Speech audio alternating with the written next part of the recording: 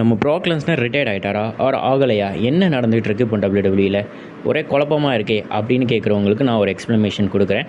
இதெல்லாம் பார்க்குறதுக்கு முன்னாடி நம்ம வந்து ஒரு ட்ராவல் பண்ணோம். ஒரு 6 வருஷத்துக்கு முன்னாடி W W championship Drew McIntyre versus Brock Lesnar.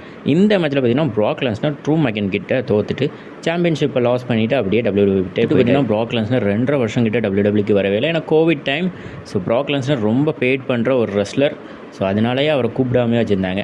So Prague Lesnar அந்த நேரத்துலேயே ரிட்டையர்ட் அனௌன்ஸ் பண்ணிடலாம் அப்படி இப்படின்னு நிறைய யோசிச்சுட்டு இருந்தாராம்.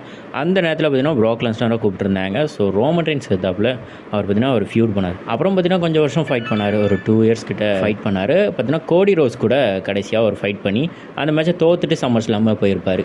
அதுக்கடுத்து பார்த்திங்கன்னா அவர் மேலே ஒரு கேஸ் போடுறாங்க. ஸோ அந்த கேஸ்னாலே ரொம்ப வருஷம் பார்த்திங்கன்னா டபிள்யூடபிள்யூக்கு வராமல் இருந்தார் ப்ராக் லெஸ்னர். அவர் வந்து ஜான் சீனாவோட ரிட்டையர்மெண்ட் டூருக்கு பார்த்திங்கன்னா இப்போ கடைசி வருஷம் 25 பார்த்திங்கன்னா நம்ம ப்ராக் லெஸ்னர் ரிட்டன் கொடுத்துருப்பாரு. ஸோ ரிட்டன் கொடுத்து பார்த்திங்கன்னா ப்ராக் லெஸ்னர் பார்த்திங்கன்னா ஜான் சீனாவை பார்த்திங்கன்னா தோக்கடிச்சிருப்பார். ஜான் சீனாவை தோக்கடிச்சிட்டு பார்த்திங்கன்னா இப்போ வரைக்கும் பார்த்திங்கன்னா ஃபைட் பண்ணியிருந்தார். இப்போ கடைசியாக பார்த்திங்கன்னா ரெசல்மேனியாவில் ஓபாஃபெமி கிட்ட தோற்றுருக்காரு.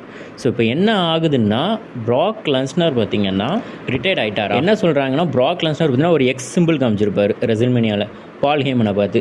ஸோ அதனால் சடனாக ப்ராக் அந்த இடத்துல முடிவு பண்ணார் அவர் ரிட்டையர்ட் ஆகிறதுக்கு அப்படின்னு பார்த்திங்கன்னா ஒரு சைடு ஒரு இது போயிட்டுருக்கு, ஒரு ஸ்பெக்குலேஷன் போயிட்டுருக்கு. ஸோ அந்த இடத்துல ப்ராக் ரிட்டையர்ட் ஆகிட்டார் அப்படின்னு. இன்னொரு பக்கம் என்ன சொல்கிறாங்கன்னா ப்ராக் லெஸ்னருக்கு அது ஒரு கடைசி ரெசல்மேனியா, அதுக்கு தான் அவர் பார்த்தீங்கன்னா ரெஸ்பெக்ட் கொடுத்து அண்ட் ஆடியன்ஸுக்கும் ரெஸ்பெக்ட் கொடுத்து அழுவையும் செஞ்சுருப்பார் அப்படின்னு சொல்கிறாங்க.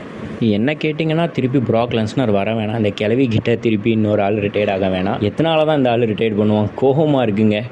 இவன் ஒரு யங்ஸ்டராக இருந்தால் பிரச்சனை இல்லை. என்னை பொறுத்தவரைக்கும் குந்தர் வந்து ஒரு யங்ஸ்டராக இருந்து இப்போ ஒரு 30 வயசு தான் ஆகுது, இன்னும் ஒரு 15 வருஷம் ரெஸ்ல் பண்ணுவார் இவர் அப்படின்னா ஓகே தான். பட் இவருக்கு ஆல்ரெடி 40+ ஏஜ் ஆயிடுச்சு. ஸோ இவர் இன்னும் ஒரு 5-6 வருஷம் தான் ஃபைட் பண்ணுவார். இதே ஒரு பிரான் பிரேக்கருக்கு இந்த சான்ஸை கொடுக்கலாம், ஏன்னா அவர் யங்ஸ்டர்.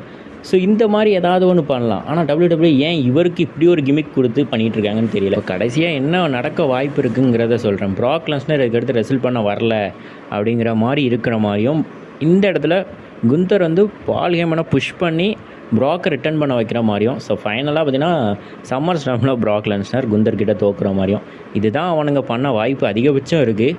ஸோ இப்போதைக்கு பார்த்தீங்கன்னா குந்தரை வேறு ஃபியூடில் இன்வால்வ் பண்ணி அதை கொஞ்சம் நம்மளை மறக்க வைப்பானுங்க, இப்படி ஒரு விஷயம் இருக்குல்ல அப்படிங்கிறது.